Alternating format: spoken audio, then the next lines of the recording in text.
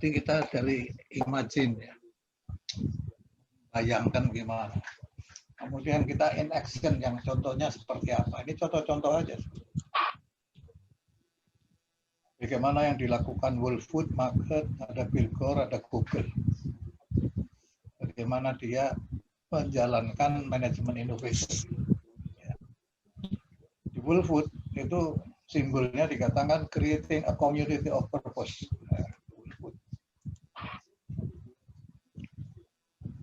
Caranya gimana? Ya dengan industry revolutionary, contrarian management model, kemudian pelajaran apa yang kita bisa ambil dari situ, agendanya apa. Jadi kita bayangkan di Whole Food itu ternyata ya pekerja frontline yang menentukan apa yang jadi stok yang dijual daripada bosnya. Jadi kita bayangkan kalau di kita kan bos yang menentukan ini yang dijual kan gitu kan, yang di bawah tinggal melayani saja. Tapi ini enggak. Yang menentukan apa yang dibeli itu adalah frontline. Tim ya, dan bukan manajer yang mempunyai veto. Jadi tim yang menentukan, tim frontline tadi. Oh ini yang pasarannya bagus, ini barangnya ini diambil dari sana, itu yang menentukan adalah frontline. Ya. Sehingga perusahaan itu dianggap ya tentang sebagai apa, community of people, bekerja membuat perbedaan di dunia. Jadi dia dianggap sebagai community. Dan ini mempunyai menjadi simbol Whole Food Market yang menjadi model manajemennya. Jadi model manajemen dari perusahaan ini adalah dengan cara ini memberi kebebasan kepada frontline untuk menentukan sendiri. Dia dibangun sebagai community of people. Gimana revolusinya? Jadi kalau 50 tahun atau mungkin lebih, kebanyakan supermarket bersaing dengan resep dasar yang sama. Mendasarkan kepada apa? Membuat rak dengan factory food, promosi, potongan harga, dan sebagainya. Sekarang strategi lama itu telah kehilangan waktu. Jadi nggak begitu lagi. Jadi kalau kita lihat di kita itu sale 70% gitu ya. Ya orang rame-rame tapi 70% yang dijual kan bukan sepatu, yang 70% kalinya aja. Sepatunya paling nggak sampai 10% gitu. Jadi kadang-kadang kita terjebak dengan informasi iklan yang gitu. Jadi dianggap kehilangan saatnya, nggak saat lagi. Walmart memotong harga dan memotong biaya sampai ke dasarnya. Itu yang dialami Walmart karena persaingan. Ya, karena persaingan dia tekan harga terus. Sehingga akhirnya apa? Keuntungannya rendah, pangsa pasar menurun, dan persilihan buruh timbul. Karena buruh tidak puas. Lalu Whole Food apa? Pola pikir Whole Food itu apa? Orang akan membayar premium untuk makanan yang baik. Jadi orang itu diberikan gambaran bahwa Anda itu membeli untuk apa? Sebagai apa? Konsekuensi dari kita mendapatkan bahan makanan yang kualitasnya baik. Karena apa, di Whole Food itu memang ya semua tidak menggunakan pestisida dan kimia. Sehingga dikatakan sebagai supermarket style, ya, natural food store. Jadi natural, alami, ya, tanpa pestisida, tanpa kimia, gitu ya. Dan sekarang Whole Food itu mempunyai 194 toko dan penilaian penjualan itu 6 miliar per tahun dolar. Harga saham sejak IPO tahun 92 dalam 15 tahun meningkat 3.000%. Karena ciri khas itu, ya, itu inovasinya. Dia hanya menjual barang-barang yang anti pestisida, anti kimia, tapi yang menentukan buruhnya, pegawainya. Lalu contrarian management modelnya seperti apa? Dia adalah freedom and accountability, trust, equity, dan purpose. Freedom and accountability. Di Whole Food sebagai dasar unit organisasi bukan tokonya tetapi the team. Jadi bukan tokonya tapi timnya. Kelompok kecil itu yang diberdayakan, ya, diberi tingkat otonomi. Jadi diberdayakan itu kan diberi otonomi, diberi delegasi, diberi wewenang ya untuk penjualan eceran. Proses berbasis rekan kerja dipergunakan dalam seleksi semua pekerja baru. Jadi rekan kerja yang menentukan siapa yang diterima dan tidak. Semangat desentralisasi radikal terhadap di setiap komponen Wilfood. Tidak ada eksekutif yang duduk di kantor pusat menentukan produk apa yang mengisi rak. Jadi bukan atasan yang menentukan ini di rak ini dijual ini, merek ini atau barang ini ya. Tim bekerja seperti profit center. Jadi masing-masing tim itu sebagai profit center dan diukur pada produktivitasnya. Jadi tim itu mengelola apa, kemudian di situ diukurlah produktivitasnya. Tim yang melebihi batas standar mendapatkan bonus pada bayaran berikutnya. Setiap tim mempunyai akses pada data kinerja untuk setiap tim. Jadi tim A, tim B itu ada akses. Jadi tahu, tim A itu tahu apa yang dilakukan si B. Si B itu anggotanya untung berapa, dapat bayaran berapa dan sebagainya. Jadi keterbukaan. Ya, tingkat otonomi luar biasa.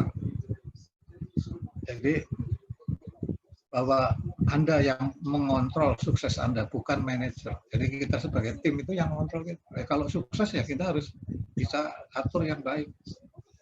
Yang menentukan berhasil atau tidak itu timnya, bukan manajernya. Ya. Di Wilfood mempunyai freedom melakukan yang terbaik bagi pelanggan dan insentif melakukan hal yang benar untuk mendapatkan keuntungan. Jadi kalau orang berhasil mendapat untung, dapat insentif. Hubungan yang kuat antara kecerdasan bisnis dan kewenangan pengambilan keputusan memastikan bahwa masalah kecil jangan dipersulit menjadi masalah besar. Jadi yang kecil-kecil jangan dipersulit. Hubungan yang kuat antara otonomi dan akuntabilitas juga menurunkan perlunya kontrol birokrasi. Jadi tidak terlalu banyak, karena delegasi diberikan tidak terlalu banyak kontrol, karena apa? Semua sistemnya yang diatur. Jadi masing-masing tim sudah berdiri sendiri, bisa melihat untungnya berapa, lalu dapat gaji berapa, dan sebagainya. Kepercayaan, ya, menempatkan kewenangan di tangan associate, memerlukan kepercayaan manajemen puncak.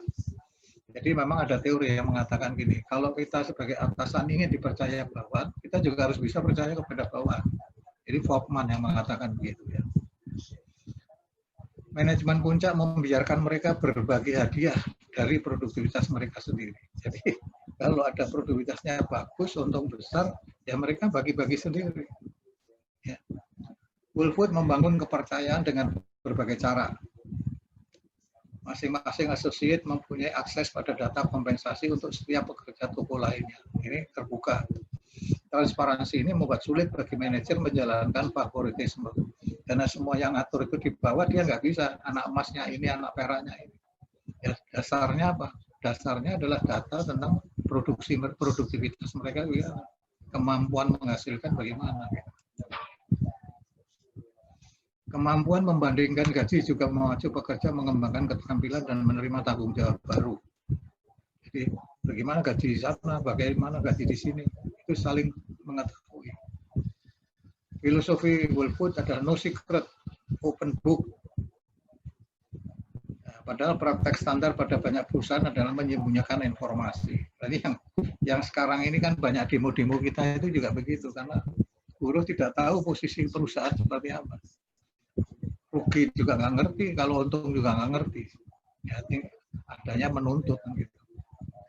Karena keterbukaan itu tidak ada. Dia ingin menjadi high trust organization, ya, organisasi yang dipercaya.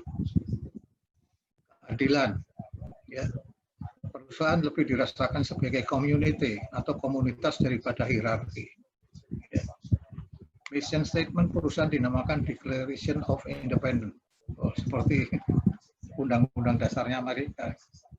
Mendeskripsikan Wilfood sebagai a community working together to create value for other people. Ini ya, intinya adalah membangun suatu komunitas yang untuk bekerja bersama-sama menciptakan value yang untuk orang lain. Fortune memberikan data bahwa gaji tertinggi dan terendah itu umumnya 400:1, top manager dengan anak buah. Di World Food penetapannya tidak boleh lebih dari 19:1. Nah, ini ketentuannya.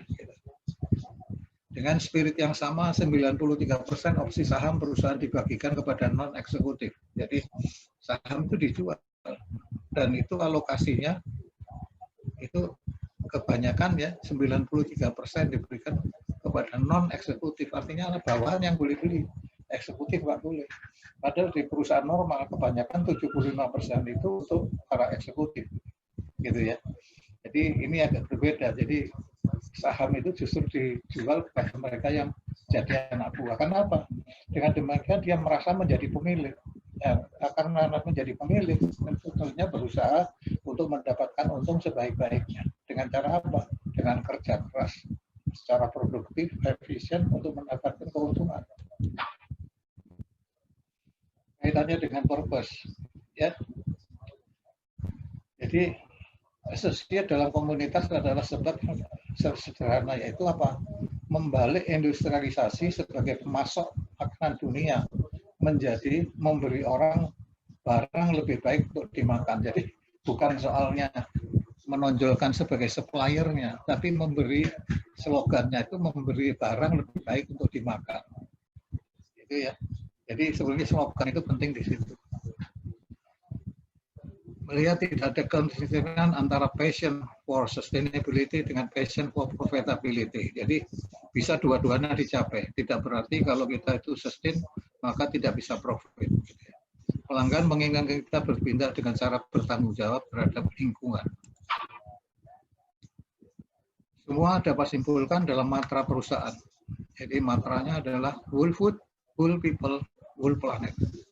Ini luar biasa. Kita tidak berpikir tentang menanamkan the brand seperti si Procter & Gamble. Dia bukan brand, tetapi ada tentang pemenuhan misi kita. Misinya ini menyediakan makan untuk seluruh orang di seluruh dunia.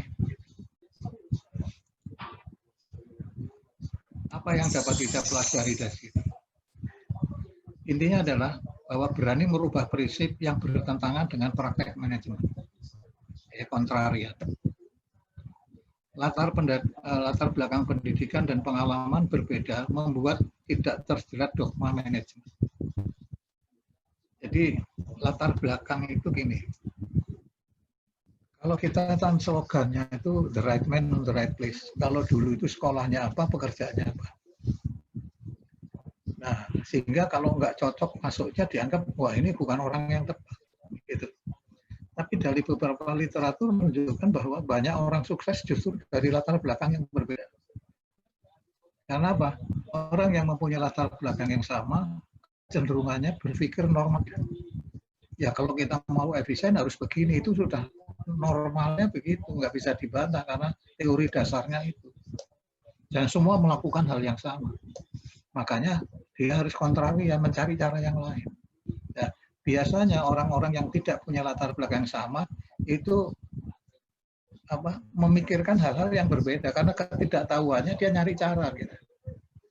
Kalau yang normatif kan sudah tahu caranya. Kalau dia belum tahu caranya maka cari cara lain gitu. Yang ternyata tidak sama dengan yang normatif gitu. Sehingga merubah antara freedom and responsibility ya. Antara community dengan competition, antara social mission dengan fat profit.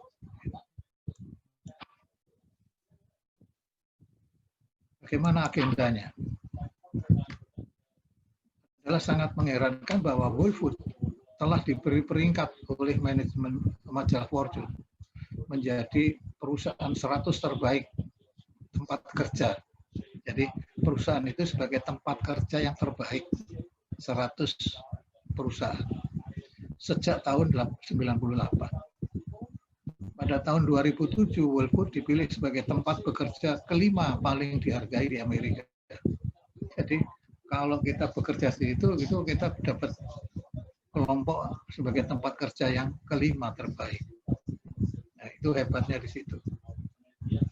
Dari apa yang telah dia lakukan itu, dia di dalam penilaian menjadi begini. Membangun demokrasi.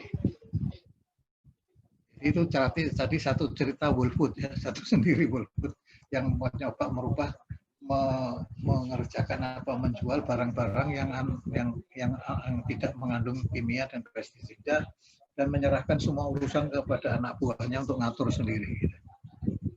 Akhirnya dia dipilih menjadi tempat yang terbaik untuk bekerja. Bayangkan Anda baru keluar dari pekerjaan dengan memimpin industri yang sangat dikagumi. Tetapi setelah hampir 20 tahun Anda menemukan cukup banyak politicking, pengambilan keputusan lamban dan sebagainya. Sehingga banyak gagasan baik dibuang begitu saja karena kelalaian manajemen. Ini bisa terjadi.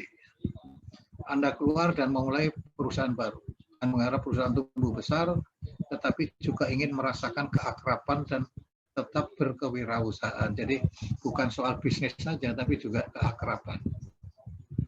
Setiap organisasi besar adalah ramah pada inovasi. Jika Anda ingin membangun sistem manajemen yang innovation friendly, maka Anda harus menemukan, memang harus dicari gitu, yang gimana gitu. Nah, yang melakukan itu Bill Gore, ya, dia dikatakan sebagai manajemen innovator. Bill Gore itu sudah 17 tahun bekerja di DuPont. Tahun 58 mengundurkan diri. Dia mimpi membangun perusahaan yang diabdikan pada inovasi perusahaan, di mana imajinasi dan inisiatif berkembang. Ahli teknik bebas menemukan, menginvestasi, dan berhasil. Jadi Gore itu sebetulnya insinyur kimia, karena di DuPont gitu. Tapi setelah 17 tahun dia gak puas keluar. Filosofi Bill Gore ini mengikuti teorinya McGregor. Bahwa pada dasarnya orang itu baik. Kalau teori McGregor itu kan teori X dan teori Y. Orang itu malas, atau tidak bisa dipercaya, atau orang itu baik. Dia mengambil teori Y, teori Y. Dan prinsipnya orang itu baik. Itu yang dia lakukan. Nah, dapatkah Anda membangun organisasi tanpa hierarki? Bagaimana perusahaan tanpa bos, supervisor, tidak ada wakil presiden? Dapatkah Anda membiarkan orang memilih apa yang mau dikerjakan? Seperti yang tadi ada, memilih apa yang dijual. Dapatkah Anda menciptakan perusahaan tanpa core business? Dapatkah Anda melakukan semua ini sambil tetap memberikan pertumbuhan dan tingkat keuntungan? Jadi semua itu berubah tetapi tetap memberi keuntungan. Jadi yang dilakukan oleh Bill Gore sebagai contrarian thinking, pikiran yang berlawanan untuk contrary, ya, dengan menyatakan ini, a lattice, no hierarchy, no bosses, but plenty of leaders, sponsor instead of bosses. Jadi, atasan itu sebagai sponsor, free to experiment, boleh nyoba, commitment, not assignment. Jadi bukan karena tugas, tapi merasa ya komit. Energizing and demanding, dikasih energi. Kemudian ada big jet personal, ada fokus, tetapi bukan core business. Tenacious dan risk adverse. Apa artinya? Sebagai lattice, itu sebagai kelompok-kelompok kecil gitu. Ini dalam organisasi core tidak punya bagan organisasi. Bayangkan, tidak ada bagan organisasi, ya, dan tidak ada yang punya bos. Operating unit core adalah kecil, self-managing team. Semua dengan tujuan bersama to make money and have fun. Jadi sebetulnya sama tadi, kelompoknya kecil-kecil, ya, diberi kebebasan. Bill Gore menyusun perusahaan sebagai a lattice. Lattice itu pola-pola daripada tangga hierarki. Jadi bukan suatu hierarki, tapi pola-pola gitu. Garis komunikasi adalah langsung dari orang ke orang, dari tim ke tim. Informasi dapat mengalir di semua arah tanpa disaring oleh perantara. Dalam lattice, Anda melayani rekan kerja daripada dengan bos. Jadi bukan ke atasan, tapi rekan kerja. Dan Anda tidak harus bekerja melalui saluran. Jadi komunikasinya bebas. No bosses. Tetapi banyak leader. Nah, ini kan aneh. Jadi meskipun tidak ada peringkat atau jabatan, beberapa associate mempunyai panggilan sederhana leader. Jadi karyawan itu bisa menyebut dirinya leader. Associate menjadi leader ketika rekan kerjanya mempertimbangkan seperti itu. Jadi oleh kelompoknya dikatakan ini pemimpinnya. Seorang leader mempengaruhi dengan mendemonstrasikan kapasitasnya. Jadi satu kelompok yang ada orangnya yang mempunyai kapasitas baik dia tunjukkan, lalu dipilih oleh teman-temannya. Ya, you aja yang jadi ketuanya. Gitu. Jadi kayak kalau antara pekerja dengan mandor lagi, ini jadikan mandornya yang ini. Itu disebut leader. Jadi dia boleh menamakan diri leader. Karena apa? Didengar oleh teman-temannya. Bila mana Anda mengundang rapat dan orang datang, Anda adalah leader. Kenapa? Didengar. Jadi pendapatnya didengar, dihargai, maka dia dikatakan leader. Sekitar 10% associate core membawa penunjukan seperti ini. Karena tim bebas memecat atasan, peer chosen leader harus terus menghasilkan kesetiaan kolega. Karena dia ditunjuk oleh teman-temannya sendiri. Dia nggak bisa main sesukanya sendiri, karena sudah ditunjuk teman-teman. Ya kalau dia macam-macam ya dilepaskan sama teman-temannya kan gitu. Ya. Karena sebetulnya leadernya itu ada teman sendiri. Pendatang baru ya sponsor. Investor dari dia berfungsi sebagai sponsor bukan sebagai bos. Pendatang baru dihadapkan pada pertanyaan, untuk siapa saya bekerja? Siapa membuat keputusan? Apa peringkat berikutnya dalam tangga karir? Pendatang baru diambil untuk peran yang luas, ya sebagai HR generalis, leader pengembangan bisnis dan macam-macam. Untuk membantu pendatang baru, dia diikutkan dalam organisasi untuk menemukan ceruk masing-masing diberi sponsor awal, seorang veteran. Veteran itu artinya orang yang lebih berpengalaman, bahkan yang sudah pensiun. Itu dimanfaatkan untuk membimbing orang-orang baru. Ya. Dalam beberapa bulan, pendatang baru dititipkan di antara beberapa tim. Jadi seorang itu bisa masuk di beberapa tim. Nah, dititipkan ini, dititipkan sini. Dengan bimbingan seorang yang sudah berpengalaman. Kewajiban sponsor membantu associate baru. Associate bebas mencari sponsor baru. Kalau dia bisa nyari sponsor baru, boleh gitu. Pindah ke bagian tim yang berbeda. Sebaliknya tim bebas menerima associate baru atau tidak. Jadi dia daftar, tapi bisa saja ditolak oleh kelompoknya itu. Associate bertanggung jawab pada tim mereka daripada bos. Ya, jadi kembali satu timnya itu yang menentukan. Mencantumkan prinsip apa? High trust, low fear organization, bekerja tidak banyak kesalahan, ya, dan mereka perlu dimentor dan didukung. Intinya itu. Free to eksperimen, ya. Mesin inovasi core, keleluasaan waktu dari associate. Semua pekerja diberi waktu iseng setengah hari setiap minggu. Jadi ada waktu lowong untuk ngelamun mikir kenapa. Gitu. Ya, intinya core adalah pasar untuk gagasan. Core adalah gift economy. Calon wirausaha yang memberikan bakat pada peluang baru dan imbalannya rekan kerja mendonasikan bakat, pengalaman, dan komitmen mereka. Jadi karena diberikan itulah merupakan dia akan memberikan sesuatu yang dia miliki, yaitu apa? Bakat yang dia miliki, pengalaman itu untuk kepentingan perusahaan. Komitmen, core mengembangkan perbedaan antara komitmen dan compliance atau pemenuhan. Kalau pemenuhan itu ada tugas diberikan, diselesaikan, itu compliant. Tapi kalau komitmen itu datang dari dirinya sendiri. Core yakin bahwa menginginkan komitmen bernilai lebih banyak bagi orang daripada menyerahkan compliant. Ya. Jadi kalau dia punya komitmen itu lebih berharga daripada sekedar menyelesaikan tugas.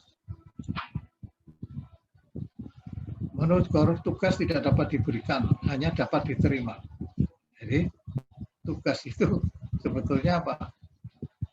Tidak diberikan, tapi dapat diterima apa tidak. Jadi sesuai dengan kemampuan orangnya atau enggak. Itu kalau kita bicara diterima.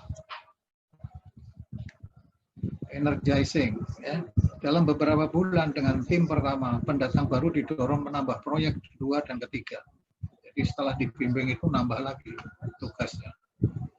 Tidak seorang pun diharapkan mengabdikan dirinya 100% waktunya pada tugas tunggal. Jadi 3 tugasnya itu tidak di satu tempat saja. Jadi tidak 100%. Dia bisa membantu yang lain-lain. Kemudian dilakukan peer review setahun, yang tadi evaluasi.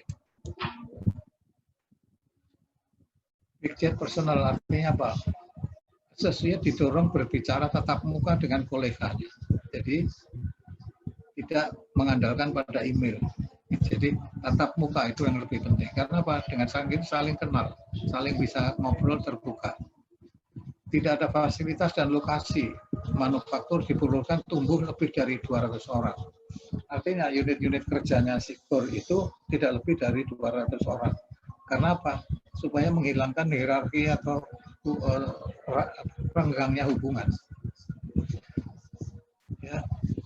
Associate tidak dapat dihindarkan merasa kurang dihubungkan dengan satu sama lain dengan produk akhir. Kalau jumlahnya banyak. Makanya kalau organisasinya itu besar, menjadi birokrasi dan kemudian merasa orang itu disconnected, tidak terhubungkan. Tapi kalau unitnya kecil itu bisa saling berhubungan.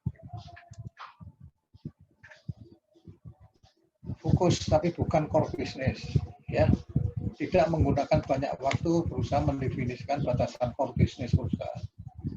Baru dapat memelihara keseimbangan kesehatan antara bisnis hari ini yang meluas dengan apa yang membuka pintu gerbang pada pasar baru.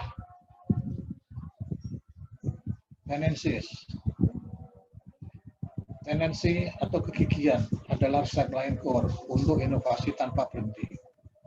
Ya, GG. Meminimumkan risiko investasi yang tidak perlu. Core adalah sabar. Proyek yang menjanjikan dapat menggelembung sepanjang terus memegang minat beberapa associate. Jadi sabar jalan ya, dengan memberi kesempatan pada associate. Perusahaan tidak pernah berparuh besar sampai semua ketidakpastian kunci proyek telah diatasi. Jadi tidak langsung besar, tapi mulai dari kecil kemudian berkembang. Sistem manajemen core melayani satu sasaran, continuous rule breaking innovation. Jadi continuous tadi terus. Ya, tapi merupakan terobosan inovasi. Dan bila sampai pada manajemen innovation, radikal tidak berarti pikiran sinting. Jadi kalau memang berhasil bisa saja menjadi radikal. Dan radikal itu bukan barang yang haram. Gitu. Apa pelajaran yang dipetik?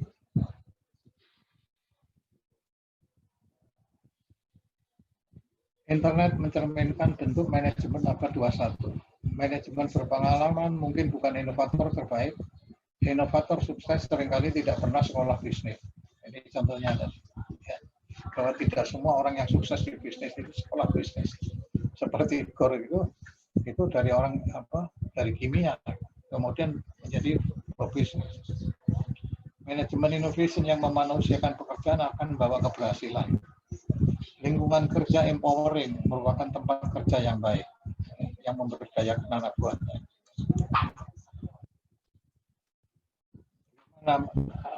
Agenda kita. Jadi kalau ada pertanyaan, bagaimana Anda menjaga terhadap hubris atau denial? Maka membuka proses strategi, pastikan tidak didominasi oleh old guard. Old guard itu artinya pegawai lama. Menjaga hierarki datar, jangan menyekat manajemen puncak dari pandangan orang lain. Mendorong perbedaan pendapat. Bagaimana menciptakan aliran yang stabil dari opsi strategi baru. Buat mudah bagi orang yang bereksperimen. Ya, dia menyediakan waktu 20%, minimalkan jumlah approval level. Jadi tidak semua hal itu bisa minta persetujuan. Ya, dibatasi yang diperlukan, diberi kesempatan, kebebasan. Bangun, just try it, coba, ya, test dan learn daripada plan and execute. Ciptakan outsize reward, jadi reward yang tidak biasa. Gitu. Bagaimana meningkatkan realokasi sumber daya. Dorong orang bekerja pada out of scope project. Artinya pada proyek yang di luar bidangnya. Dengan memformulasi 70, 20, 10. Artinya 70 itu untuk kepentingan perusahaan, 20 itu untuk administrasi dia, yang 10 ini diberikan kebebasan. Yang bebas untuk mikir apa saja, yang dikatakan setengah hari setiap minggu itu 10%.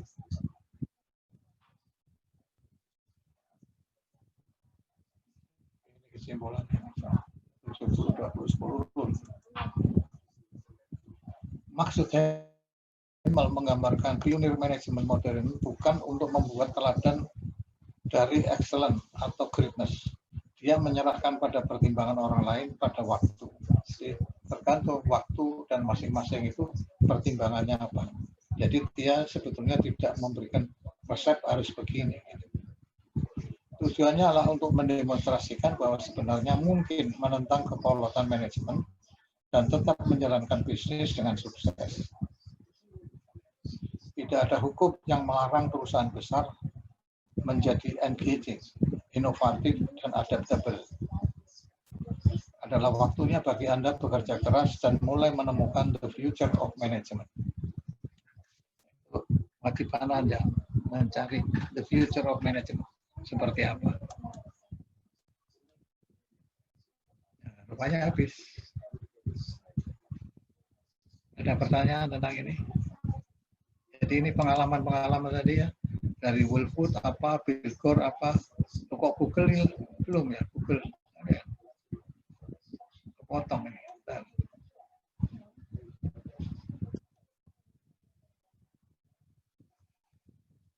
Kacamata ini.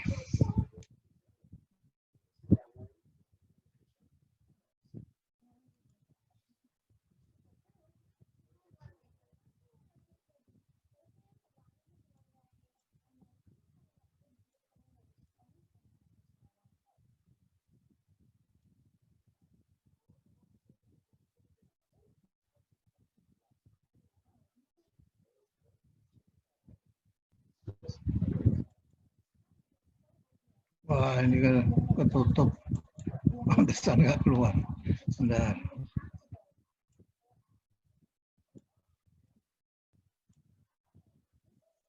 Oh, pada tutup apa ya?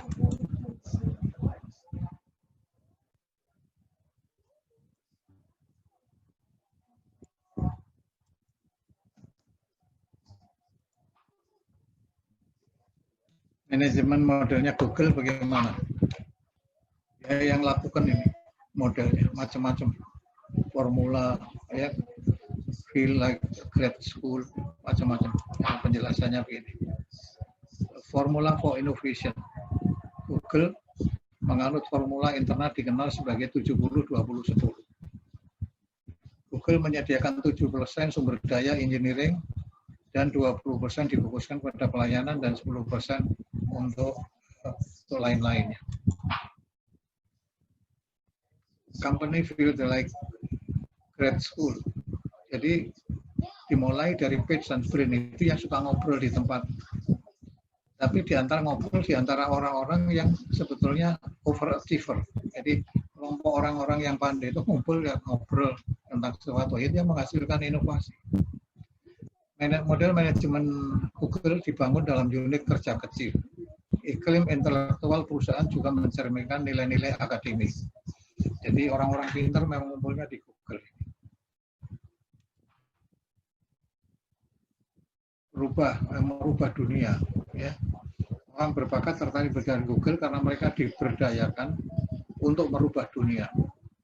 Mereka masuk Google mencari masalah yang baru berhasil dalam jangka panjang, 10-15 tahun. Dia mendemokratisasi pengetahuan atau merubah cara dunia belajar. Mereka membuat orang lebih terdidik dan smarter yang memperbaiki kecerdasan dunia. Sekarang bayangkan Google apa? Sekarang sumber semua informasi di Google. Khusus free zone. Ya. Google itu hanya menerima the brightest of the bright. Nah, Jadi kalau Anda bisa masuk Google, hebat itu saringannya. Karena the brightest of the bright. Ya. Mereka juga percaya bahwa apabila kita membiarkan satu bosu masuk, lebih banyak akan mengikuti. Jadi bosu itu orang-orang yang kurang berhasil, yang mempunyai kemampuan. Jadi kalau ada satu yang dimasuk, yang lainnya akan ikut. Maka diusahakan hanya memilih orang-orang the brightest saja. Logikanya adalah orang peringkat A ingin bekerja dengan peringkat A juga. Jadi kalau kita memilih orang itu, teman kita itu ya, kalau kita tahu teman kita pandai, kita tarik. Kalau enggak, ya enggak kita tarik. Tidak mengherankan proses hiring Google adalah meletihkan. Jadi proses wawancaranya panjang. Calon mengikuti wawancara yang dapat berlangsung beberapa minggu. Jadi wawancaranya itu berminggu-minggu. Dramatically flat, radically decentralized. Ya. Google diorganisasi seperti internet, sangat demokratis, terhubung sangat kuat, dan datar. Kebebasan intelektual pada pengalaman pendiri. Ya, lebih banyak bottom up daripada top down. Pengambilan keputusan di Google konsultatif. Ya. Command and control bukan merupakan pilihan ketika pekerja Anda adalah orang-orang paling cerdas. Jadi kalau sudah cerdas itu diajak ngomong. Jadi jangan terus ya yuk lakukan aja begini. Gitu. Itu memang ada teorinya menggambarkan kita punya anak buah yang cerdas, yang smart itu menguntungkan, bagus. Tapi juga mempunyai sifat-sifat kurang bagus juga. Jadi kalau salah mengelola juga repot juga ya.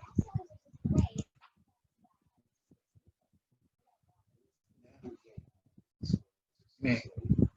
Ketika orang sangat termotivasi dan orang sungguh-sungguh kapabel berbagai misi bersama, mereka tidak perlu micromanage.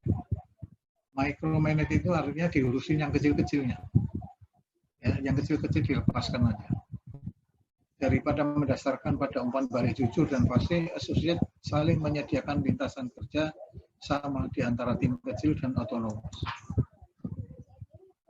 Small self-managing team. Sekitar setengah dari 10.000 pekerja Google semua terlibat dalam pengembangan produk, bekerja dalam tim kecil dengan rata-rata 3 insinyur per tim.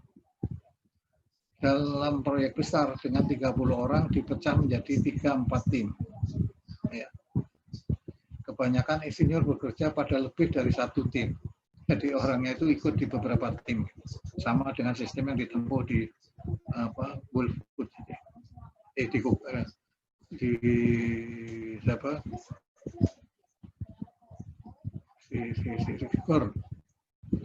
Google yakin bahwa tim kecil mempunyai banyak keuntungan.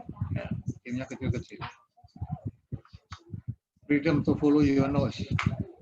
Setiap pengembang bebas memberikan sampai 20% waktunya untuk inisiatif bukan inti. Jadi kalau tadinya dia di unit tertentu dengan intinya ini, dia bisa menyediakan waktu 20% untuk memikirkan yang lain.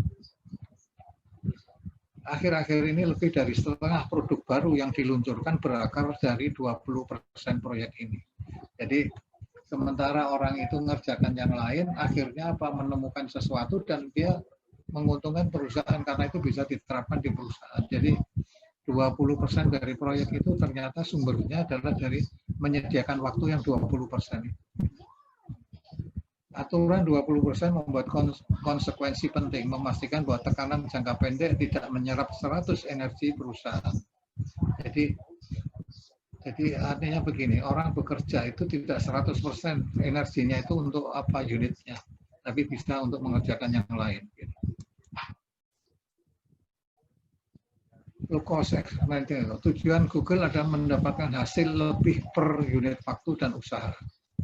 Google memberikan kebutuhan meluncurkan penawaran 10-12 jasa baru atau lebih banyak peningkatan pelayanan setiap kuartal. Motonya adalah launch early, launch often, and launch fast. Ini contohnya dengan adanya AdSense, ya, Just Try It, itu dari Google. Differential reward, ya, gaji dasar sama atau lebih rendah sedikit dari rata-rata industri. Jadi gaji mereka itu kecil. ya, rata-rata aja. Tetapi standar deviasi lebih tinggi daripada perusahaan lain. Ya. Bonus tahunan bisa 30 sampai 60% gaji. Jadi yang besar bonusnya. Kemudian Google memperkenalkan Founders Award kuartalan. Ya. Bantuan jutaan dolar berupa saham pada tim yang memberikan kontribusi remarkable pada keberhasilan perusahaan. Jadi kalau yang sukses, maka dia diberi Founders Award yang nilainya bisa jutaan dolar. Founders Award didasarkan pada premis bahwa pekerja tidak harus bergabung sejak awal untuk menjadi kaya. Jadi untuk kaya itu bisa aja cepat di Google. Company-wide conversation dalam organisasi hierarkis jalur komunikasi terutama vertikal. Google menginvestasi dalam membangun organisasi berjaringan yang memudahkan pekerja berbagi gagasan. Jadi pendekatannya adalah dengan jaringan, networking. Ya. Eksekutif Google memahami bahwa adalah mudah menjalankan organisasi datar apabila setiap orang melakukan hal yang sama.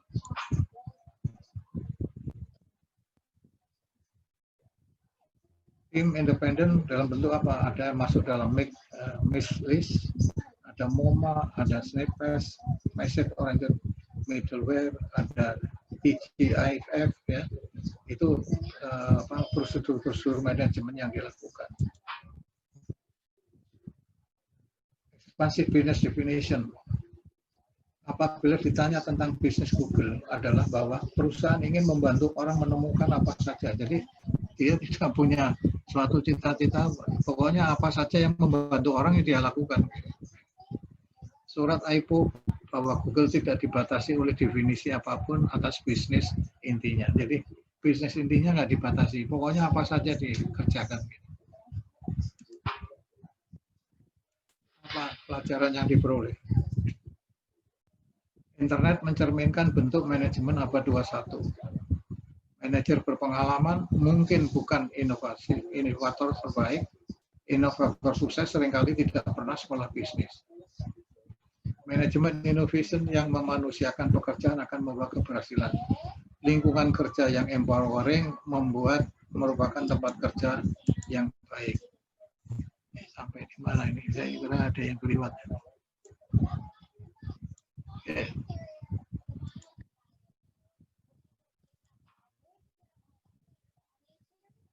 Agendanya apa? Bagaimana Anda menjaga terhadap hubris dan denial? Membuka proses strategi, pastikan tidak dominasi vulgar, mendorong perbedaan. Oh, ini tadi yang loncat tadi. Ya. Buat mudah bagi orang bereksperimen, 20% waktu. Bangun budaya just try it. Ciptakan outsized reward bagi individu yang datang dengan game-changing ideas. Jangan memotong definisi bisnis. Yang Anda meningkatkan realokasi sumber daya, dorong orang bekerja pada out of scope project, diberi kesempatan kerja di luar proyeknya, beri orang kebebasan melakukan eksperimen pasar. Jadi dengan demikian, pastikan strategi tidak didominasi oleh orang lama, menjaga hierarki datar, mengurangi sekat atasan bawahan, mendorong perbedaan pendapat. Buat mudah bereksperimen, minimalkan jumlah approval level, bangun budaya just try it, ciptakan outsized reward. Dorong outscope project dengan rumus 70-20-10 dan berikan kebebasan bereksperimen. Itulah intinya. Jadi maksud Hamel itu menggambarkan pionir manajemen modern bukan untuk membuat teladan dari excellent atau kritis. Tujuannya adalah menentang kekolotan manajemen dan tetap menjalankan bisnis dengan sukses. Tidak ada hukum yang melarang perusahaan besar menjadi engaging, inovatif, dan adaptable. Sehingga dengan demikian akan mulai menemukan the future of management. Itu penutup dari Hamel. Oke, ini ada pertanyaan. Silakan. Prof. Ya. Susi, Prof. Ya. Iya, tadi tadi saya sedikit bertanya-tanya untuk inovasi yang dilakukan oleh Bill Gore, di mana perusahaan tanpa hierarki, tanpa bos, tanpa apa tadi, banyak ya yang di luar dari normalnya suatu perusahaan atau kita bekerja di perusahaan. Nah, kondisi seperti itu, Prof. Kalau menurut Prof, untuk kultur budaya orang Asia, khususnya Indonesia, apakah bisa perusahaan seperti inovasi seperti Bill Gore ini diterapkan, Prof? Jadi begini, memang apapun inovasi yang kita lakukan harus disesuaikan dengan kondisi kita. Sekarang kalau Anda mau melihat dari kultur ya orang kita dengan orang mereka, ya mesti harus kita lihat dulu. Jadi misalnya tipe soal misalnya trust, bisa nggak orang kita dipercaya? Ya, itu masalah dulu. Tapi apakah juga orang Amerika itu bisa dipercaya? Ya macam-macam. Jadi kan tinggal masalahnya kita bagaimana memilih tadi. Tapi kan tadi dengan kelompok yang kecil-kecil tadi, itu artinya apa? Jadi karena orang yang sedikit, itu hubungan kerja kan mereka dekat. Jadi kalau ada yang tidak bisa dipercaya kan gampang ketahuan. Karena bukan organisasi yang gede itu, sehingga memerlukan pengamatan dari atasan bahwa wah ini dapat dipercaya apa enggak. Karena kelompoknya kecil, yang memeriksa itu yang kecil itu tadi. Gitu kan? Nah, di samping itu juga, kalau kita bicara sistemnya si Bill Gore tadi, kan sebetulnya kelompok itu memilih kepalanya sendiri. Jadi kelompok itu kan memilih kepalanya sendiri, artinya orang yang dipercaya juga. Kalau nggak dipercaya nggak bisa juga.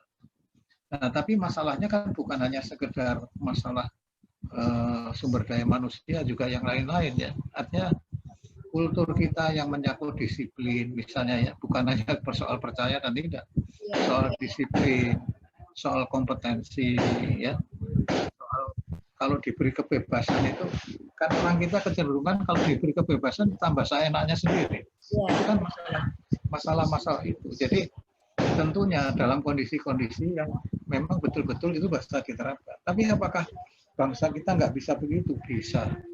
Tapi mungkin terbatas. Jadi kalau kita lihat orang-orang Indonesia yang bekerja di perusahaan asing, umumnya hebat-hebat. Ya, karena apa?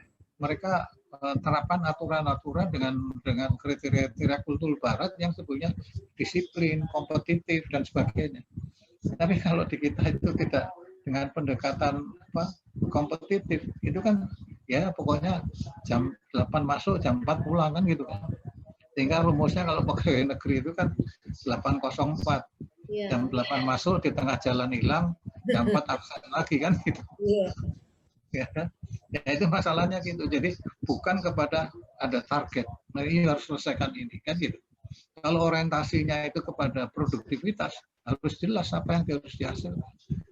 Maka dengan adanya sistem KPI dan sebagainya ini sudah menuju ke situ. Cuman apakah betul-betul ukurannya cocok apa tidak kan gitu.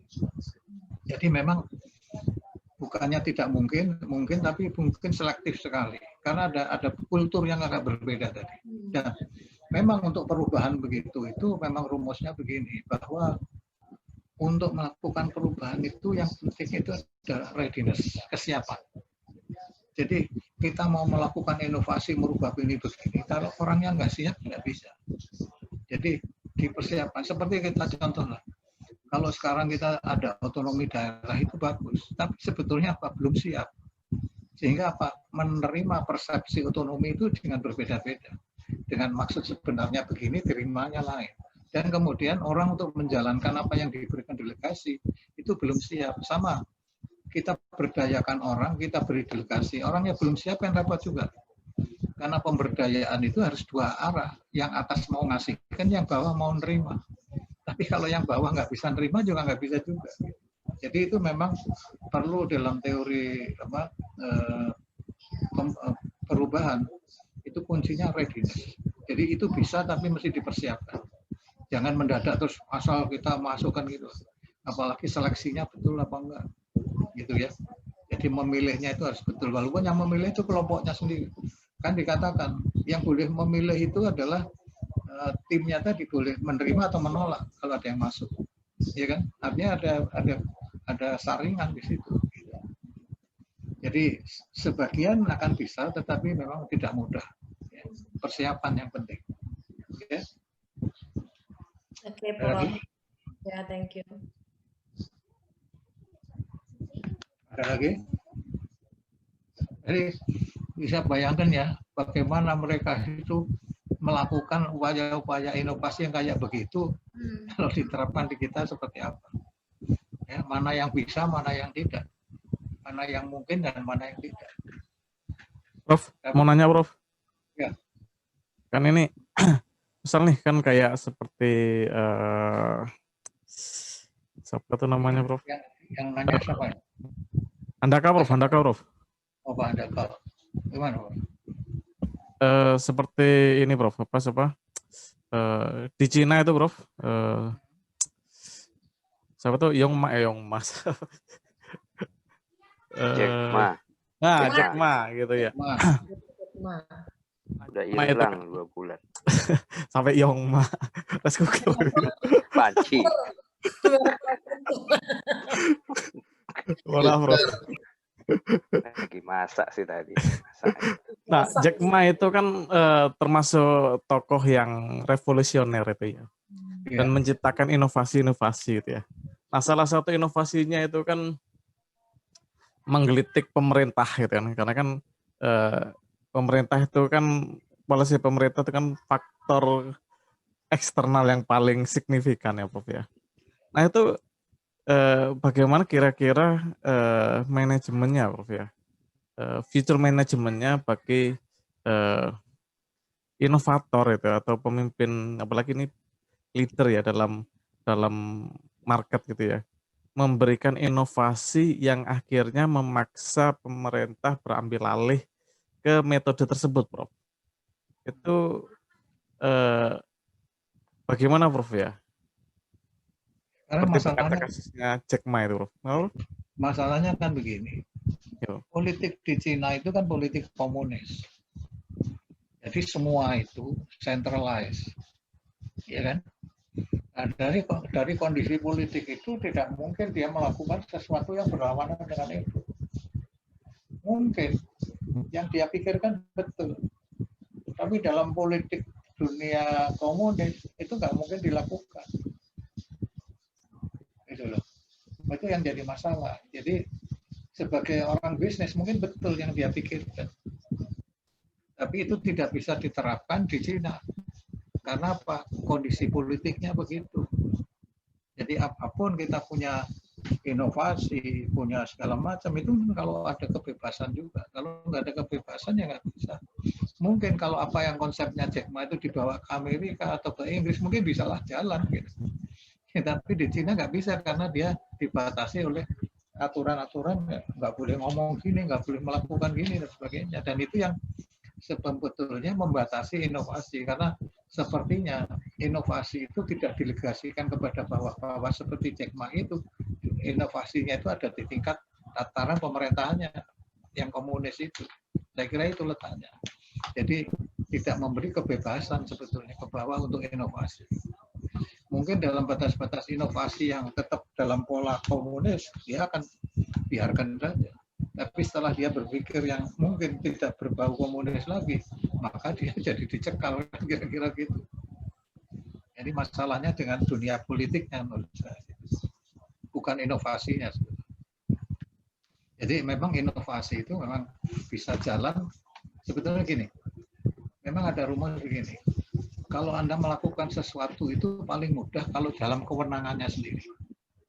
Tapi kalau sudah melewati kewenangannya, itu menjadi lebih sulit. Apalagi kalau ini bertentangan dengan apa yang menjadi policy di luarnya. Jadi upaya-upaya inovasi itu juga akan jalan kalau dalam kewenangannya. Siapa yang dilakukan Google maupun Gore gitu, yang dalam kewenangannya dia bisa melakukan gitu. Tapi kalau dia tergantung orang lain lagi, nggak bisa juga menjalankan. Walaupun itu mungkin benar bisa dijalankan, tetapi bahwa apakah dia berwenang di situ. Nah, disitulah Jack Ma itu ingin berbicara sesuatu yang sebetulnya di luar kewenangan. Masalahnya di situ. Jadi kalau masih dalam kewenangan bisnis dia mungkin nggak ada masalah. Saya kira begitu Pak Toko. Termasuk ini Prof ya, sekarang yang lagi ngetren inovasinya apa namanya, Tesla Prof ya, listrik ya, mobil listrik ya, yang akhirnya memacu industri mobil untuk ini ya, untuk beralih full ke listrik ya. Ya, tapi itu kan lebih kepada teknologi kalau listrik, dari bensin ke listrik itu. Jadi ini kan antara inovasi dengan manajemen innovation. Jadi inovasi di bidang manajemen gitu ya Pak. Jadi kalau yang di teknologi itu udah berkembang gitu. Jadi yang dimasalahkan oleh Hamel itu justru adalah manajemennya kok kurang berkembang. Gitu. Jadi inovasinya di bidang manajemen. Jadi gini, beda antara manajemen innovation dengan innovation in management. Manajemen innovation itu artinya inovasi di bidang manajemen. Tapi kalau manajemen inovasi itu bagaimana memanajemeni inovasi gitu.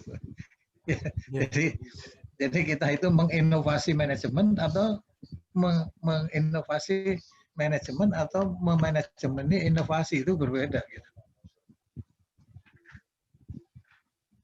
Iya benar Prof. Yang paling kerasa ini memang Prof, inovasi manajemen itu ketika perekrutan SDM itu lebih mengutamakan ke kemampuan sebenarnya gitu ya. Sudah nggak melihat lagi ijazah gitu ya. Mungkin kalau di beberapa tempat kayak di Indonesia masih gitu ya. Kalau di perusahaan-perusahaan besar kayak Google, kayak tadi Tesla itu kan lebih mengakui skill, kompetensi gitu ya. Kompetensinya. Iya Prof, benar. Dia nggak ada lulusan SD SMP, apa kalau dia mampu, pasti langsung direkrut. Tapi kompetensi diikuti dengan apa ya, pembuktian gitu ya. Iya. Nah, dengan kompetensi itu ya, itu kalau dari definisi sering dikatakan sebagai ability. Anda tahu nggak perbedaan ability dengan kompetensi?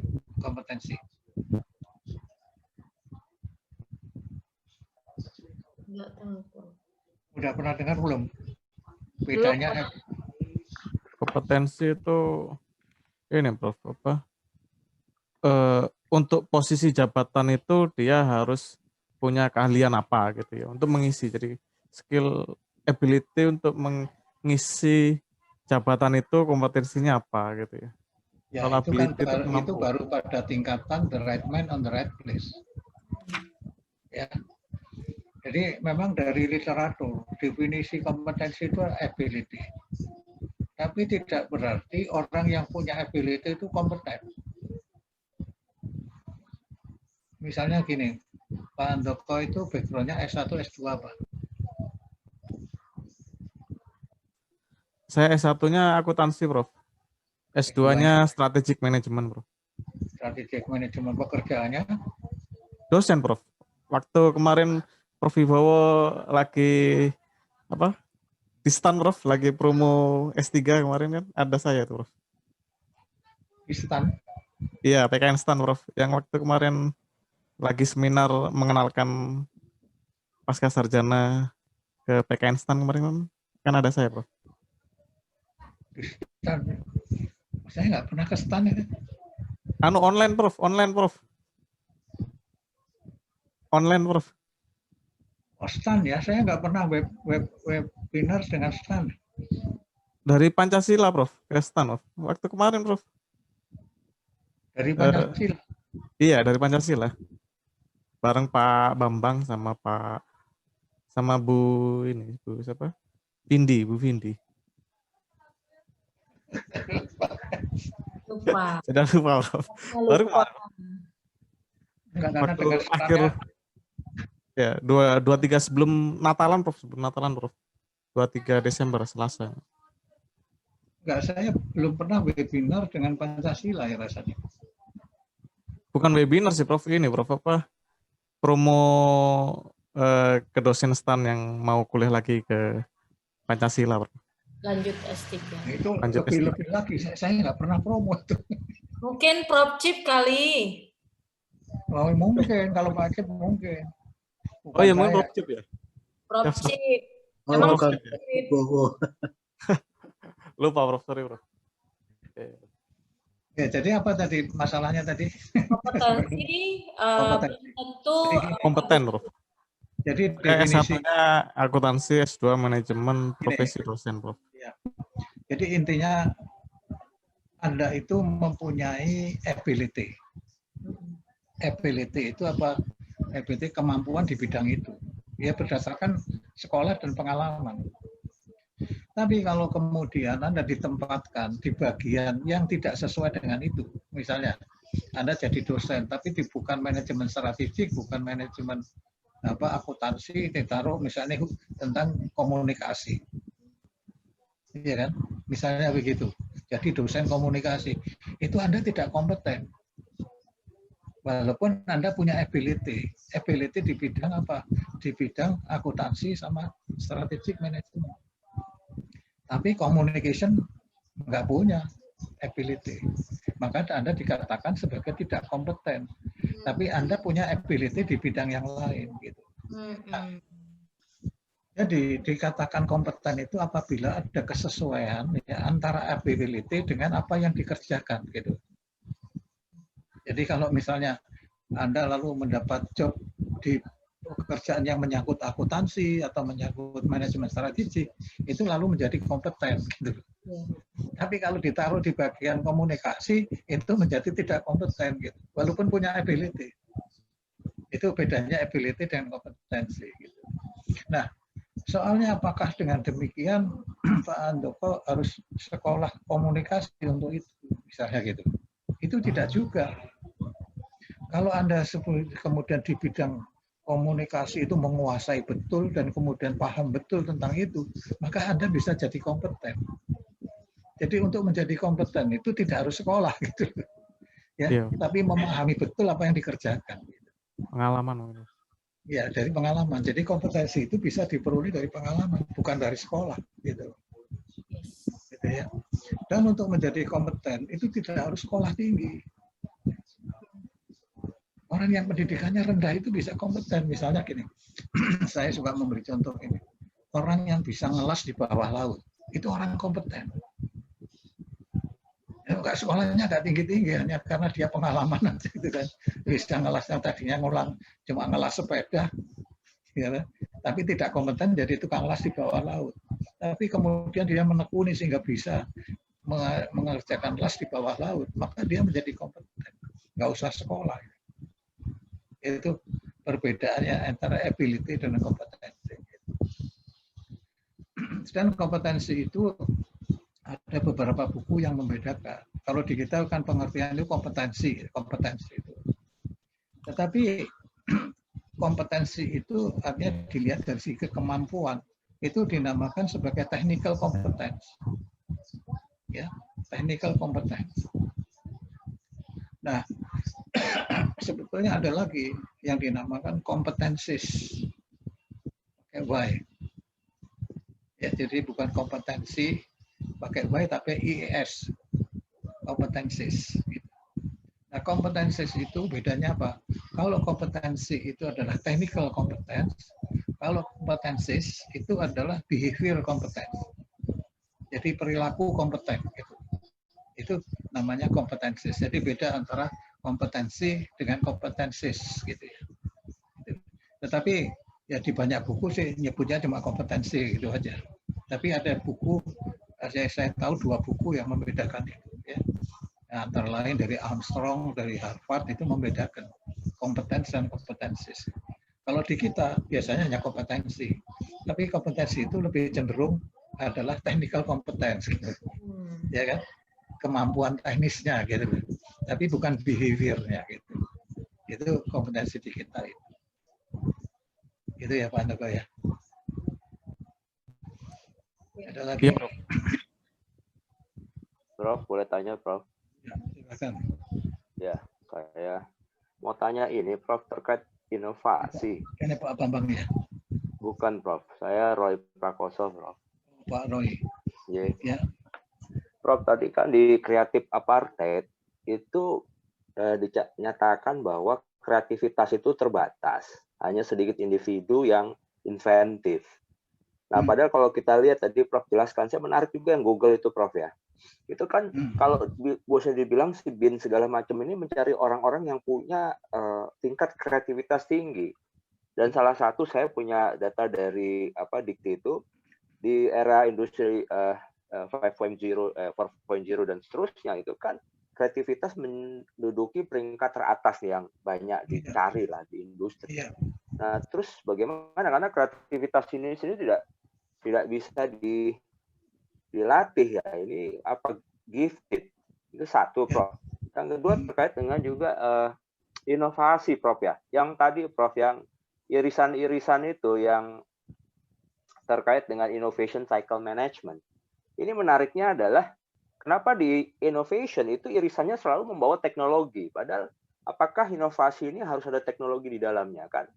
Di luar teknologi kan sebenarnya banyak kreativitas yang memang diinginkan di masyarakat umum ya, Prof ya. Terlepas dari teknologi itu sendiri harus ada di situ. Itu saja, Prof. Makasih. Ya. Jadi begini, yang namanya orang yang talented itu kan memang tidak banyak. Ya banyak kalau dihitung orang sedunia ya banyak lah gitu ya. Tapi artinya gitu, tidak semua orang itu talented. Talented itu dari pembawaan ya, bakat gitu. Mempunyai bakat di situ. Jadi memang bakat itu macam-macam.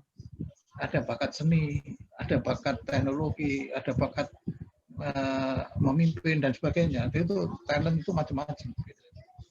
Nah, artinya bahwa apakah dalam inovasi itu tidak ada kekurangan tenaga-tenaga yang namanya talented, ya mungkin tidak juga, dan tidak semuanya itu memerlukan teknologi. Misalnya talented di bidang seni kan bisa saja. Jadi talented di bidang, ada yang senang investigasi, itu juga ada. Jadi yang bakat misalnya gitu, orang yang bakat jadi pengawas itu adalah talentnya di bidang investigasi. Jadi kalau Anda bicara tentang itu, sebetulnya Anda bisa pelajari tentang perilaku organisasi. Jadi perilaku organisasi itu ada tipe-tipe orang gitu ya. Bakatnya itu bisa artistik, bisa investigator, bisa analyzer, macam-macam gitu. Itu bakatnya beda-beda. Jadi mungkin juga tidak bisa kita katakan orang itu sama sekali nggak punya bakat, tetapi ada yang menonjol gitu. Ada yang menonjol di bidang ini, ada yang menonjol di bidang ini. Nah, tetapi apa tadi dikatakan bakat itu sulit untuk diajarkan. Ya memang harus dulu, tapi diajarkan itu dalam arti dikembangkan. Tapi bukan berarti dari nol lalu dikasih tahu. Jadi sebetulnya bakat itu sudah ada tapi dikembangkan. Itu artinya yang bisa dilakukan itu. Tapi kalau sama sekali nggak berbakat agak repot memang. Nah, sebetulnya terus terang aja ya, antara bakat dengan cita-cita itu juga mungkin nggak jelas juga. Misalnya begini, saya itu nggak pernah cita-cita jadi guru, tapi ternyata terjerumus jadi guru. Artinya saya itu merasa sebenarnya mungkin saya itu nggak punya bakat jadi guru, terjerumus jadi guru gitu. Ya saya heran juga. Ya. Jadi kadang-kadang memang bisa saja orang itu karena ketertarikan, karena apa bisa berubah. Ya tetapi begini, apapun bakat itu menurut saya sih bisa di-develop, walaupun antara yang searah dan yang tidak akan berbeda. Jadi orang itu yang sudah punya bakat tertentu untuk dikembangkan di bidang itu akan lebih mudah daripada orang yang sebetulnya bakatnya di bidang lain, kemudian diarahkan ke bidang yang berbeda. Ya, disitulah sebetulnya letaknya kepada passionnya, semangatnya untuk merubah diri bisa enggak gitu. Jadi memang diperlukan adanya kemampuan merubah diri tadi. Gitu ya. Iya. Jadi, Sama jadi ini sebetulnya Prof, satu lagi Prof, konsep the right man in the right place itu sebenarnya masih bisa masih relevan nggak Prof ya? Kan kayak kemarin ini Budi Sadikin jadi Menkes Prof. Dia dulu di bank, kemudian banyak orang mempertanyakan kapabilitas dia. ya, Nah itu gimana? Padahal kan manajerialnya yang kita lihat ya Prof. ini yang saya katakan kan, the right man and the right place itu kecenderungannya adalah orang berpikir normatif. Ya. Karena apa? Aturan mainnya sudah dia kuasai. Oh, kalau begini harus begini. Untuk lain jadi susah gitu.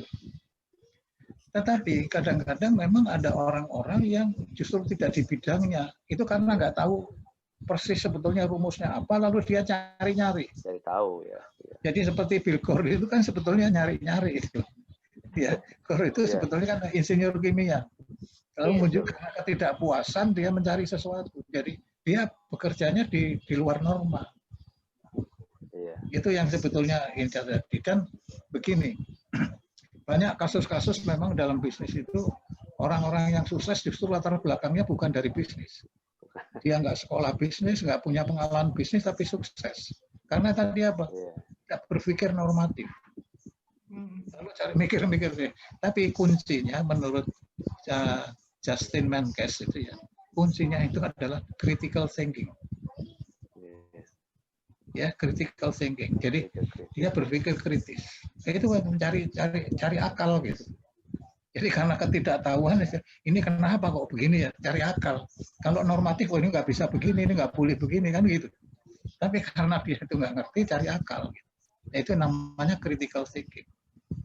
Dan dikatakan juga oleh Justin Menkes gitu, yang namanya pengetesan IQ itu sebenarnya nggak cocok untuk jabatan-jabatan pimpinan. Itu hanya untuk anak-anak kecil aja, anak sekolah. Jadi IQ itu. Jadi mungkin ada anak yang IQ-nya tinggi, tapi sebetulnya untuk jabatan tertentu nggak bisa. Karena itu hanya bicara IQ saja, dan itu untuk orang dewasa, untuk menjadi seorang pemimpin, seorang manajer, dia diperlukan adalah critical thinking. Jadi tidak menjamin IQ tinggi itu akan lebih sukses. Sebetulnya saya sudah punya pikiran sejak dulu, saya katakan gini, kenapa kepala rumah sakit itu mesti dokter gitu. Dulu saya sudah begitu. Ya. Tapi ada syaratnya, Pak. Syaratnya ya tadi, bahwa orang yang ditunjuk dalam jabatan yang bukan bidangnya mau belajar. Ya, mau belajar tentang bidang itu. Ya, mau belajar tentang bidang itu, dan kemudian menggunakan orang-orang yang pinter, yang membantu dia, yang menguasai bidangnya. Itu kuncinya di situ. Jadi nggak mungkin semua itu dia pikir sendiri. Kalau sudah masalah teknis mesti orang lain. Nah, dia bisa menggunakan orang itu. Ekstremnya apa? Pak Harto aja. Pak Harto itu sekolahnya apa? Tapi kan dia bisa sukses bertahan 32 tahun karena menggunakan orang-orang yang dia bisa atur gitu ya. Yang coba pikirkan bagaimana pangan berhasil, bagaimana KAPI berhasil, itu kan Pak Harto nggak ngerti, yang mikirkan orang lain. Nah, tapi dia bisa menggunakan orang-orang yang bisa membawa ke situ. Itu aja. Makanya saya sering mengatakan begini, jadi pemimpin itu nggak usah orang yang terlalu pintar, asal jangan bodoh-bodoh amat. Tapi bisa menggunakan orang pintar. Gitu. Ya, itu lebih pintar, Prof. Ya, jadi pemimpin itu yang bisa menggunakan orang pintar, iya, yang mempekerjakan orang pintar. Iya, bisa menggunakan orang pintar. Jadi tidak harus orang paling pintar. Yeah. Jadi misalnya saja ya, apakah dekan itu harus profesor? Nggak harus. Bisa saja yang bukan profesor, tapi dia bisa memanfaatkan profesor untuk membantu. Gitu. Yeah. Ya, jadi kuncinya adalah leadership sebetulnya.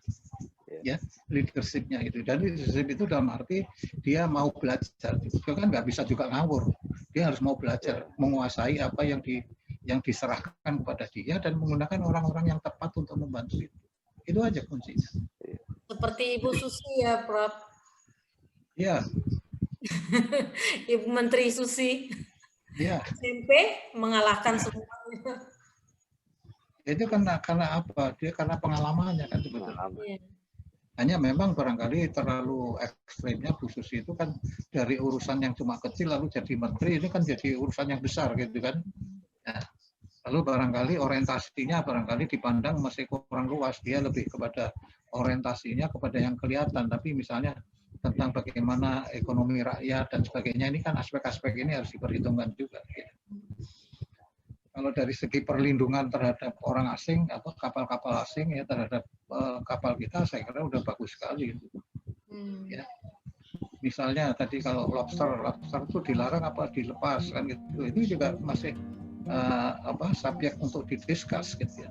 Kalau misalnya nggak boleh diekspor yang anunya benihnya itu, lalu bagaimana mengembangkannya di dalam negeri ini kan menjadi penting gitu. Jadi bukan soal melarang saja gitu. Jadi memang kombinasi dari berbagai faktor ini harus diperhatikan. Gitu.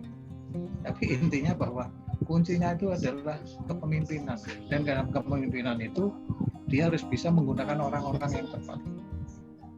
Dan tidak harus yang paling pintar gitu ya. Nggak harus yang paling pintar, tapi bisa menggunakan orang pintar. Saya ada ini Prof, di perusahaan asing waktu itu GM-nya untuk SDM HRD itu tamatan SMA Prof. Dia bertahan sampai 20 tahun Prof. Artinya apa? Staf-stafnya itu S1 semua, sarjana semua, sementara dia SMA. Nah, karena dia punya leader itu, karakter leader dia. Di samping itu kan dia punya kompetensi dengan pengalaman sekitar. Betul, kompetensi tadi. Ya. Jadi memang bisa saja begitu. Cuman ya tadi syaratnya harus ada, tidak asal gitu. Wah kalau gitu siapa saja bisa jadi direktur, bisa jadi dirjen, bisa dari CEO, nggak bisa gitu juga. Iya. Tapi prinsipnya bisa. Jadi IPK yang 2,5 itu mempekerjakan IPK 4 gitu Prof ya kalau di pekerjaan. Iya Pak. Jangan lupa begini Pak ya.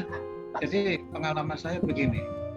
Orang-orang yang pintar itu kutu buku banyak kan. Itu belum tentu sukses di pekerjaan. Benar. Ya karena apa, di pekerjaan itu lebih banyak skill, banyak inovasi. Nah kalau yang kutu buku itu hanya untuk dirinya sendiri, tapi komunikasi dengan temannya barang itu mungkin ada kekurangan. Itu ya, jadi dalam pendidikan juga begitu. Kalau Anda itu banyak diskusi, itu akan lebih berkembang daripada yang rajin cuma baca buku.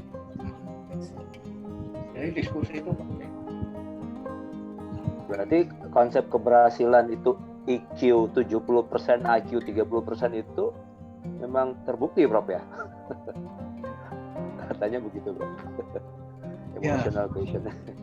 Itu semua itu tergantung dari sumbernya juga ya. Jadi gini, seseorang itu mempunyai suatu potensi, tinggal bagaimana menuangkan potensi itu keluar. Itu mungkin bisa beda-beda, tergantung lingkungan yang mempengaruhi juga. Lingkungannya seperti apa? Betul Prof.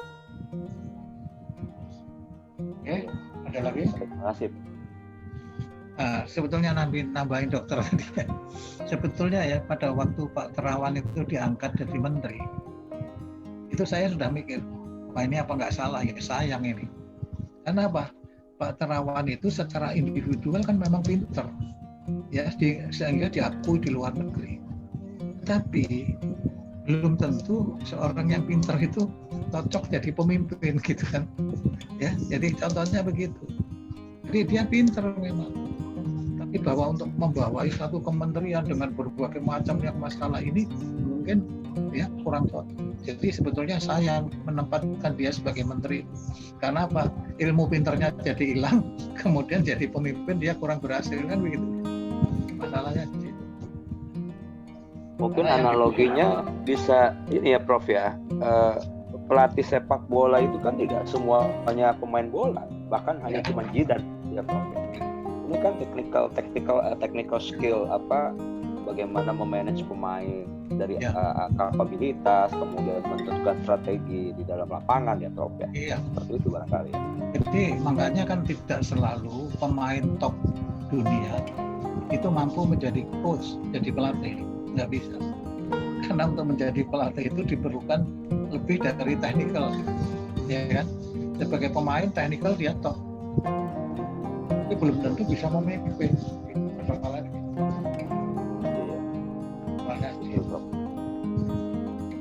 Jadi kepemimpinan itu bagus sekali, cuman sayangnya nggak ada pelajaran kepemimpinan yang di tempat Anda. Tapi kalau Anda baca-baca buku kepemimpinan, saya ada buku saya juga itu kepemimpinan. Ya macam-macam kepemimpinan. Banyak juga saya punya buku belum saya baca juga. Prof, mohon maaf Prof, kalau ada materi manajemen proyek Prof, kemudian perusahaan saya ini kan kita lagi handle beberapa proyek Prof. Jadi ya di situ ability, capability, kemudian di dalam proyek nih kayaknya perlu harus dikembangkan terus nih. Saya kalau buku manajemen proyek sudah saya tinggalkan, itu zaman sudah berapa puluh tahun yang lalu. Oh gitu. Tapi begini, Anda coba aja dilihat di e-book lah, di e-book lihat di situ, Iya, dimasukkan aja manajemen proyek itu. Nah, dari situ yang pelajari. Tapi intinya apa? Manajemen proyek itu intinya adalah memanajemen ini proyek. Proyek itu apapun ada apa? Ada targetnya. Targetnya, kemudian ada planningnya, planning kemudian di organizing, semua prosesnya itu diikuti itu aja. Prinsip manajemen biasa aja, Pak. Ya, manajemen proyek dengan manajemen yang lain itu sama, cuman proyek itu ada target, ada deadline. Ya. Itu goalnya itu bagaimana dicapai gitu, dengan melalui planning, organizing, controlling dan sebagainya gitu. Intinya itu. Sebetulnya kalau di manajemen kinerja ada sebetulnya bisa mendukung itu sebetulnya. Iya. Ya, dalam manajemen kerja itu adalah ada goalnya dan kemudian prosesnya kinerja itu harus apa yang dilalui gitu. Itu ada. Itu ya, kalau sering ini Prof terkait budget itu suka budget overrun. Jadi kita sudah setting budget itu cukup precise, tapi tengah jalan tuh kadang-kadang bisa overrun budget ini. Oh iya, jadi begini. Namanya planning itu bukan sesuatu yang kaku. Planning itu sesuatu yang fleksibel. Tapi kalau kondisi lingkungan berubah, planningnya berubah, itu harus berubah. Misalnya tahu-tahu hujan aja, itu kan berubah. Atau tahu-tahu dolar berubah, itu berubah juga. Yeah. Jadi planning itu bukan sesuatu yang mati. Jadi kalau dikatakan overrun itu terhadap asumsi apa? Mungkin kalau asumsinya berubah, ya harus dirubah plannya. Gitu. Yang penting jangan dimanipulasi dalam arti yang sebetulnya memang tidak perlu menjadi perlu kan gitu ya. Nah, itu menjadi manipulasi. Tapi secara objektif environment-nya seperti apa, kita harus apa kan gitu. Jadi planning itu harus fleksibel, tidak harus memang pada kondisi normal ya. Kondisi normal itu memang pegangan. Ya bila kondisi berubah, plan juga harus berubah. Yeah. Plan itu fleksibel. Fleksibel ya. Terima kasih Pak. Ada lagi? Jadi pertanyaan saya terakhir untuk ketua gimana? Baiknya dua minggu tanggal 23 ada kuliah nggak? Teman-teman bagaimana untuk yang sisa materi? Boleh. Ilmu Boleh, saya? Bu. Boleh ya, kita dapat ilmu lagi. Dengan senang hati.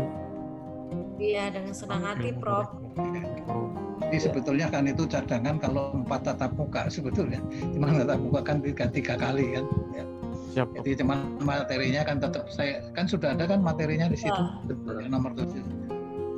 Ya itu mungkin satu sesi juga bisa lah kalau diperes seperti satu sesi bisa sekalian untuk menyerahkan. Jadi saya begini, yang namanya UAS itu akan saya berikan ya kalau nggak sempat malam ini ya besok pagi lah mudah-mudahan bisa. Ya. Dan diserah. Ya, Prof. Ya. Siap. Di sistem atau by email atau WA? Saya kira email aja. Nah, makanya itu tadi.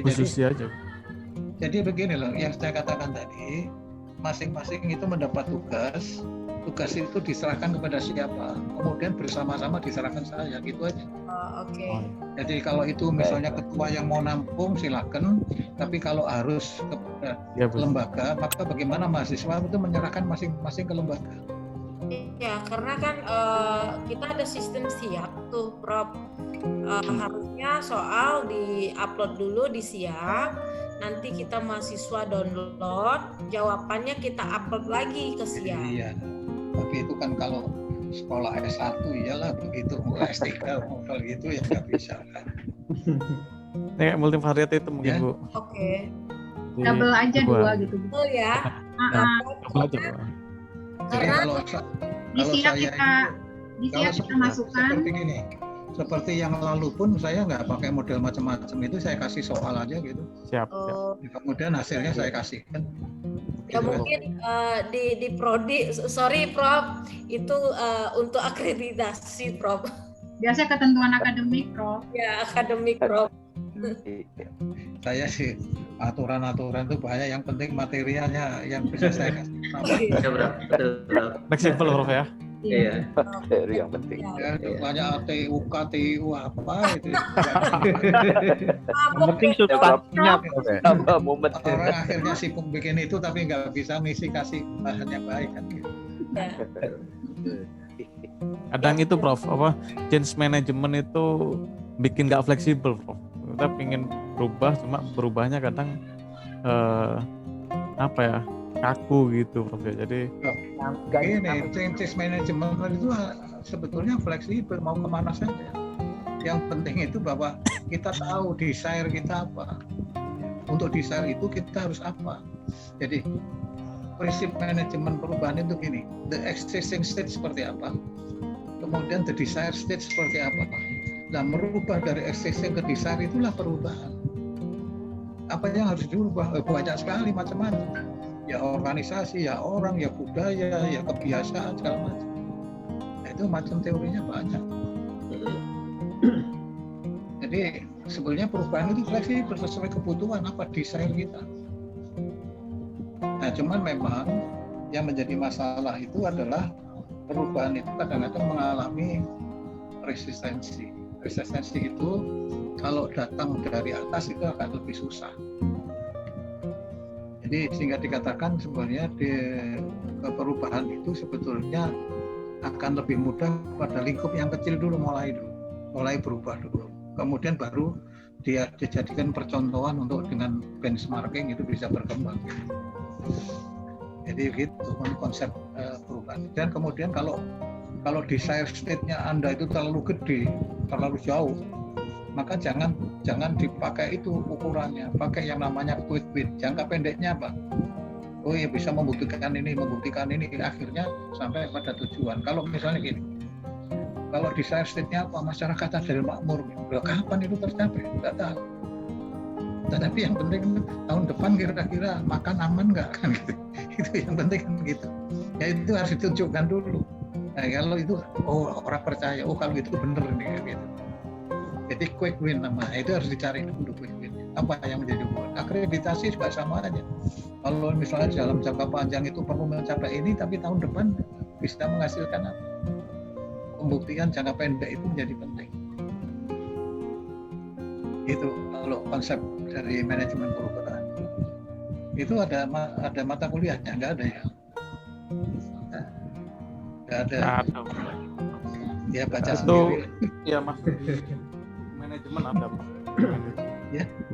Di buku manajemen. Ya, manajemen perubahan itu kan bisa 1 semester sendiri.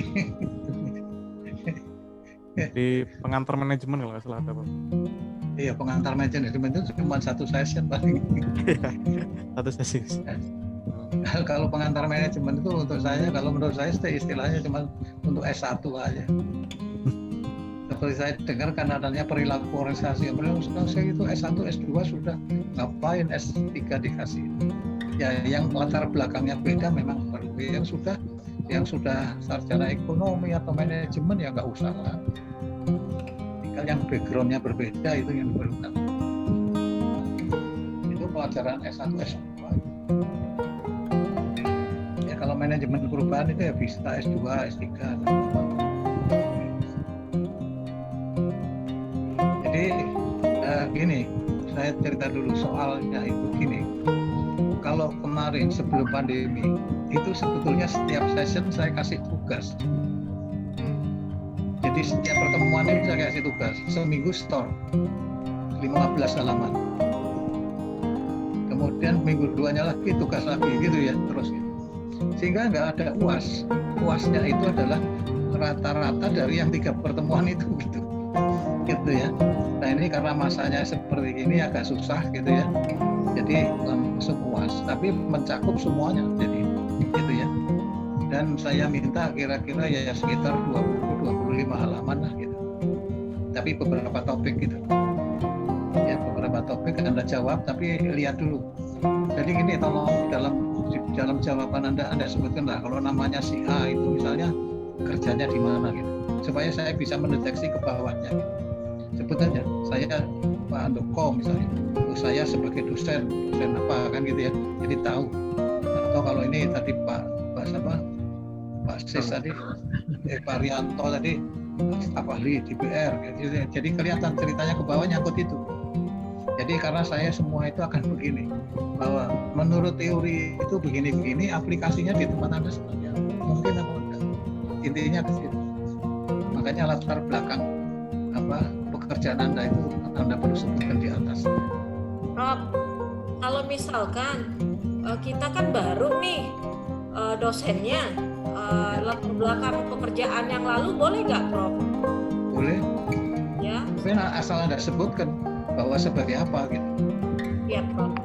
Nah, jadi bisa saja. Jadi ini kan menerapkan antara hubungan teori dengan kenyataannya seperti apa. Intinya itu aja.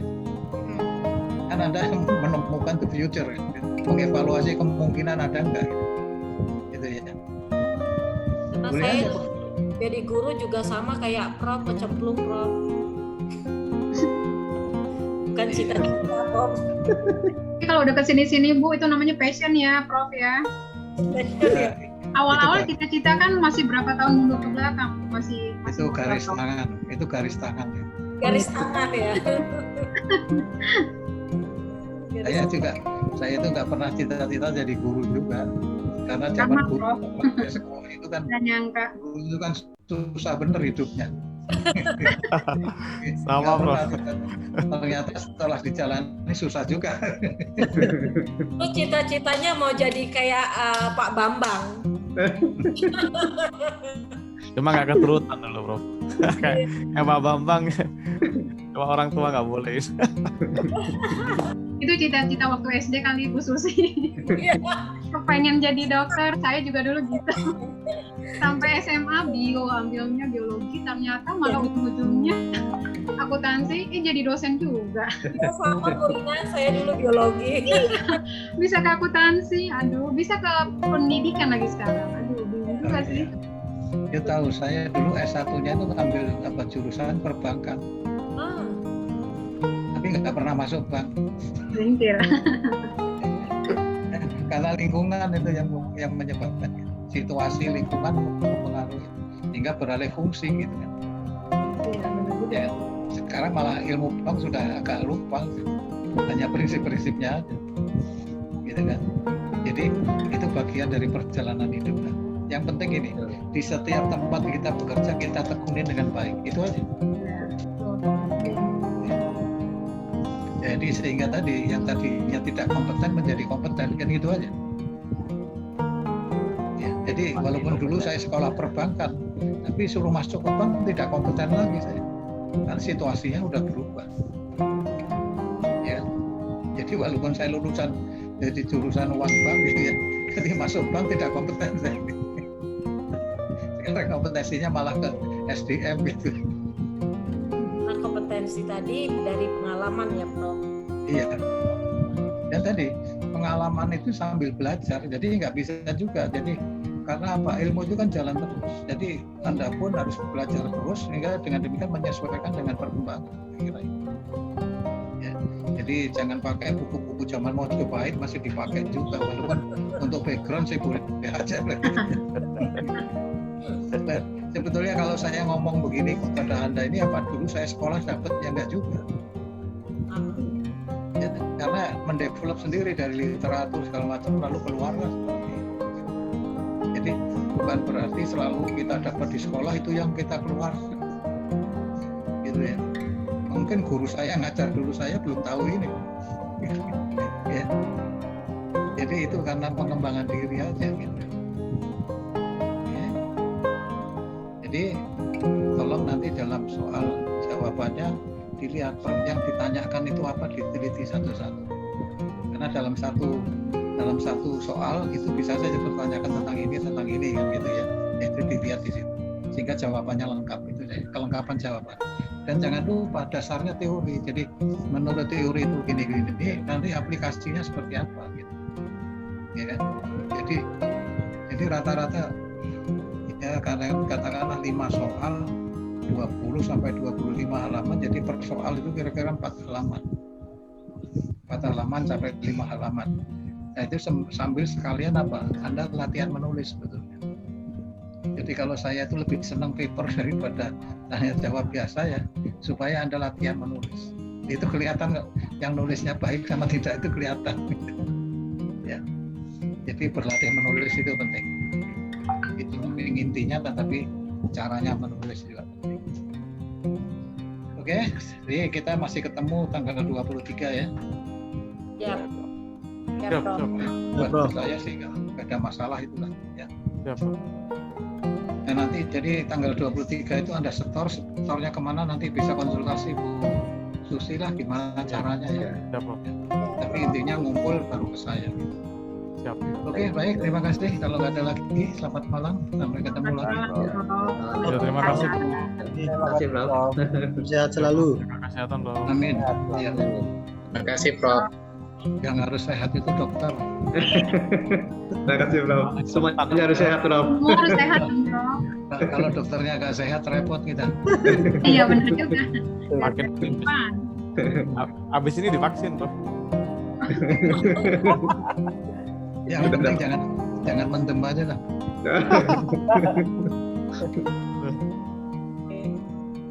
Oke, baik. Prof, terima kasih, Prof.